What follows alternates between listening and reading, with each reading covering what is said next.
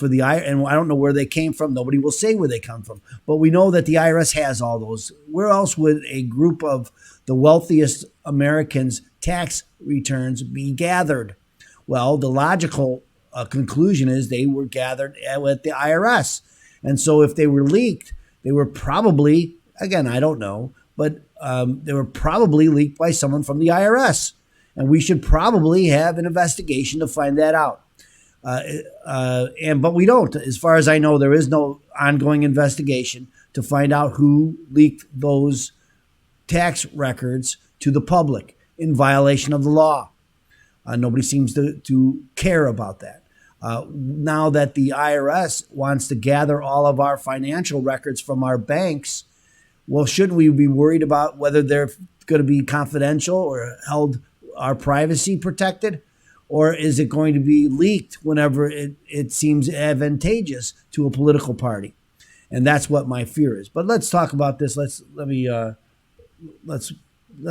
look at some of the reporting on this. So Pandora Papers shines light on the U.S. tax shelters for the wealthy. When the rich want to hide their money, one way of doing it is opening up accounts in certain U.S. states.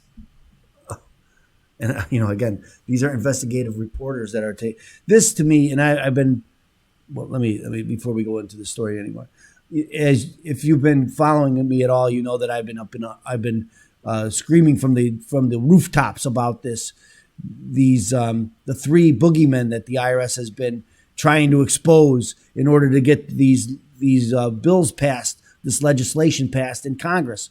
One is tax gap, right? So the tax gap is the difference between what the IRS thinks they should collect and what the IRS actually does collect.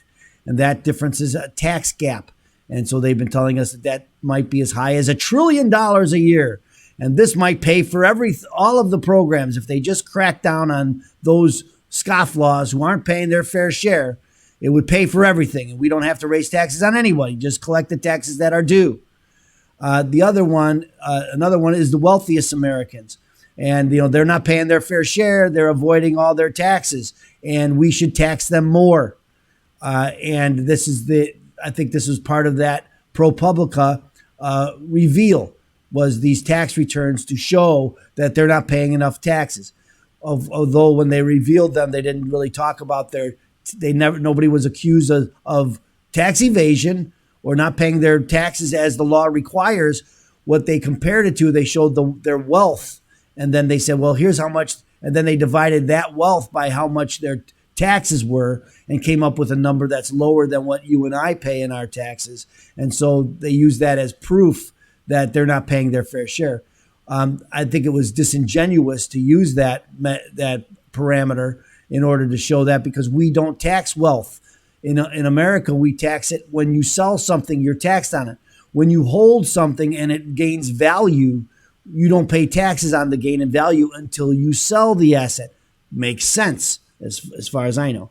Again, there's a difference in philosophy from many of these sides, is that those that believe that all money belongs to the government and anything they don't get, either they're giving to you or you're stealing it from them.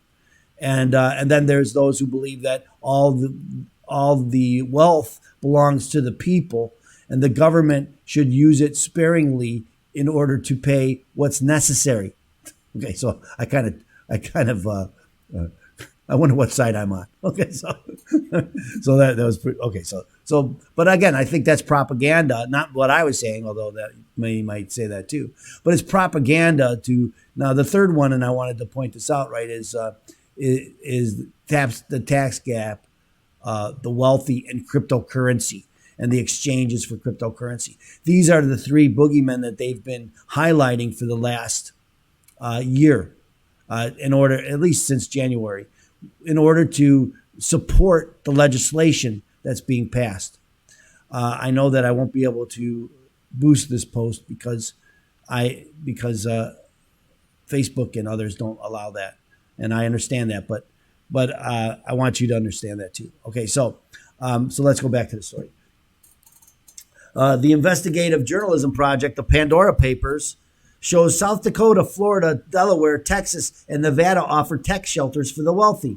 They allow them to set up a shop through their state under their laws without disclosing who the true owners are. If you don't even know who owns the asset, then it's difficult to find out where that money came from. Now, again, is it their responsibility to tell us where the money came from? Is it really the public's business where the money came from? Those calling for a change say secretive banking doesn't just allow the rich to dodge taxes. It could also allow criminal activity to be hidden. So again, our Fourth Amendment, you have to have probable cause to allege a criminal activity and then go after records based on criminal activity. But to say it could be used for criminal activity, a car could be used for everything that we have can be used for criminal activity. Thornton said many wealthy Americans likely were not implicated in the Pandora Papers because loopholes in the U.S. tax code already allow them to legally shield most of their wealth. Shield it. They've already paid tax on it. Who are they shielding it from? From the I don't know who they would be. Not from the IRS. The IRS knows where the money is. They've already paid taxes on it. If the tax rules are changed to those loopholes that are closed, then they won't be able to avail themselves legally of those kinds of practices. Yes, it's true. If you outlaw a practice, then if you continue with that practice, then it would be a crime. But as we sit here today, it is not a crime. And it should not be. Should it be a crime? I don't believe it should be a crime. White House Press Secretary Psaki said President Biden supports reforms. Well, this goes to the propaganda. Is this propaganda? Are they just telling us this because it supports their narrative? And, we should change the laws in every state. The federal government doesn't have the right to do that, right? Oh, the states have their own laws, and they have every right under the 10th Amendment to legislate their own rules. And that's what they do. And so I don't know who would be objecting to that, except for this propaganda to say, then we call them loopholes. When you're following the tax laws in America, then they call those loopholes. Also, I wanted to point out that again, if it's not illegal, it's not really a loophole.